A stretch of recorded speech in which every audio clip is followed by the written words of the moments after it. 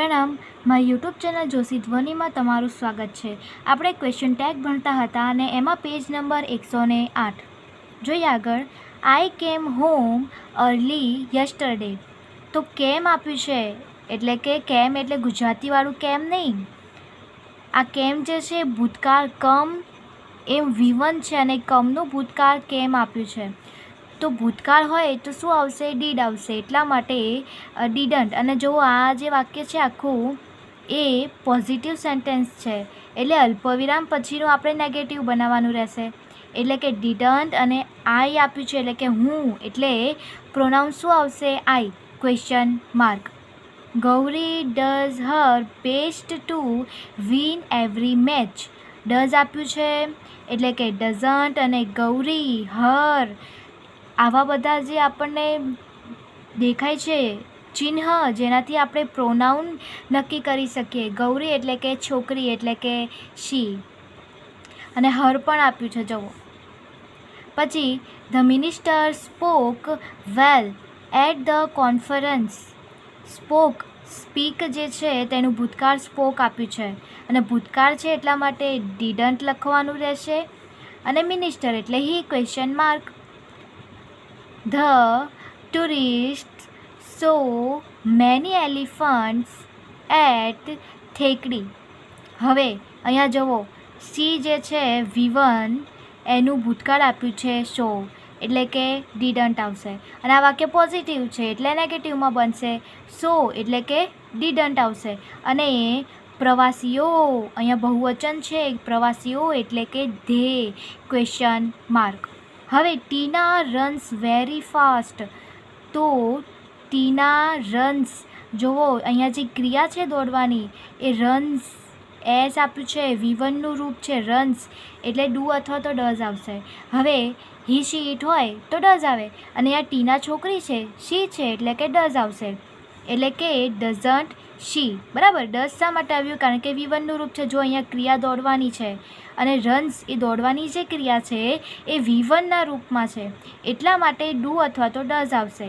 હવે do ડઝમાંથી does શા માટે આવ્યું, કારણ કે ટીના છોકરી છે, હી શી ઇટમાં ડઝ આવશે અને આ વાક્ય પોઝિટિવ છે એટલે આપણે હવે ડઝમાં નોટ લગાવવાનું રહેશે। એટલે ડઝ નોટ નથી લખવાનું, પરંતુ શોર્ટ ફોર્મ લખવાનું છે ડઝન્ટ। ડઝન્ટ અને છોકરી ટીના છે એટલે કે શી ક્વેશ્ચન માર્ક। હવે ધ કટલેટ્સ સુસન મેડ ટેસ્ટ ગુડ। હવે અહીંયા ચાખવાની ક્રિયા છે, આમ તો જુઓ મેડ આપ્યું છે પરંતુ અહીંયા મેન ક્રિયા કઈ છે, ચાખવાની, એટલે ટેસ્ટ શું છે V1નું રૂપ છે અને અહીંયા જુઓ અહીંયા બહુવચન છે એટલા માટે ધે આવશે અને ટેસ્ટ V1 છે, V1 હોવાથી ડુ અથવા તો ડઝ આવે એટલે કે ડઝન્ટ ધે। પછી Madurai is an ancient city. Is આપ્યું છે એટલે ઇઝન્ટ અને મદુરાઈ એટલે કે it, isn't it question mark. ખૂબ ઇઝી હતું, આપણે શું આગળ મેન નિયમ જોઈ ગયા તે હું કહી દઉં કે જો ભૂતકાળ હોય તો ડીડ આવશે અને જો V1નું રૂપ હોય, કોઈ પણ મૂળ રૂપ હોય, ધારો કે અહીંયા કેમ આપ્યું છે, હવે કમ જે છે COME, આ કમ જે છે V1નું રૂપ છે એટલે કે ડુ અથવા તો ડઝ એમ આવે, પરંતુ અહીંયા કેમ છે ભૂતકાળનું રૂપ છે એટલે ડીડ આવશે। આ આપણે જોયું। બીજું કે જો વાક્ય અલ્પવિરામ પહેલાંનું વાક્ય જો પોઝિટિવ હોય તો આપણે નેગેટિવમાં વાક્ય બનાવવાનું અને અલ્પવિરામ પહેલાંનું વાક્ય નેગેટિવ હોય તો પોઝિટિવમાં બનાવવાનું, બરાબર। હવે આ નવો નિયમ આપણે જોઈએ કે એવરીબડી અને નોબડી આપ્યું હોય તો ધે આવશે।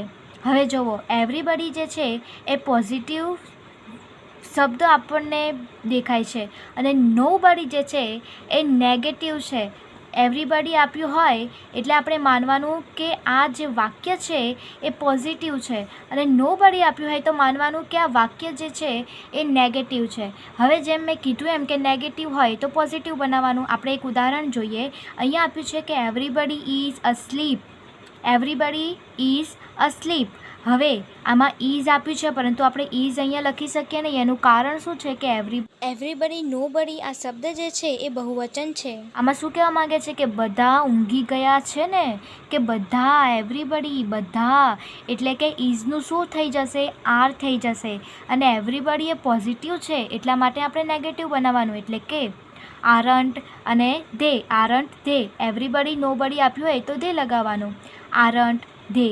હવે માની લો કે એમ આપ્યું હોય કે નોબડી આપ્યું હોય અહીંયા કે નોબડી ઇઝ અસ્લીપ, તો નોબડી જે છે એ નેગેટિવ છે, એટલે હવે આપણે પોઝિટિવમાં બનાવવાનું, એટલે લખવાનું કે આર ધે આવશે જો નેગેટિવ એટલે કે નોબડી હોય તો.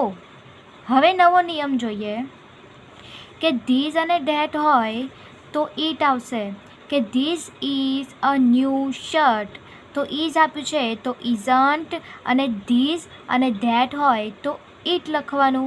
તો જવાબ શું આવશે? Isn't it question mark.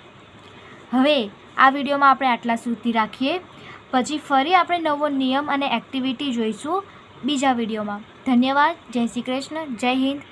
જય ભારત.